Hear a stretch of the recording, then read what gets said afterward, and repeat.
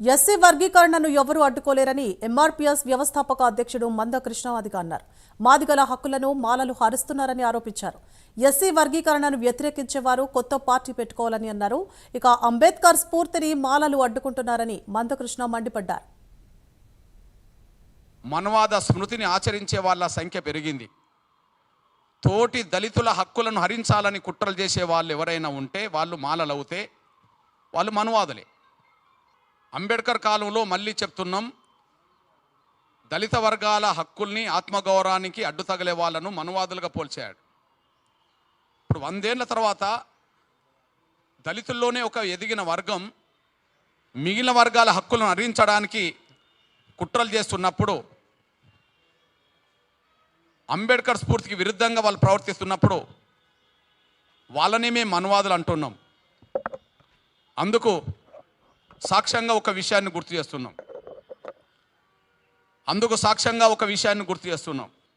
Doctor Babasaheb Ambedkar దళితుల కోసం కేటాయించిన ప్రాతినిధ్యాన్ని ఒకే వర్గం పొందాలని కోరలేదు.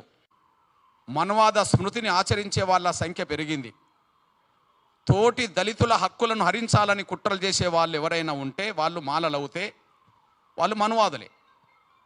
అంబేద్కర్ కాలంలో మళ్ళీ చెప్తున్నాం, దళిత వర్గాల హక్కుల్ని ఆత్మగౌరవానికి అడ్డు తగిలే వాళ్ళను మనవాదులుగా పోల్చాడు.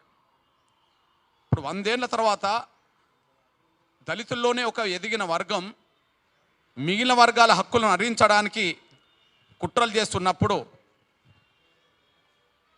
అంబేద్కర్ స్ఫూర్తికి విరుద్ధంగా వాళ్ళు ప్రవర్తిస్తున్నప్పుడు వాళ్ళని మేము మనవాదులు అంటున్నాం.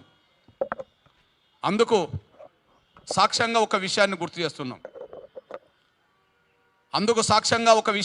చేస్తున్నాం.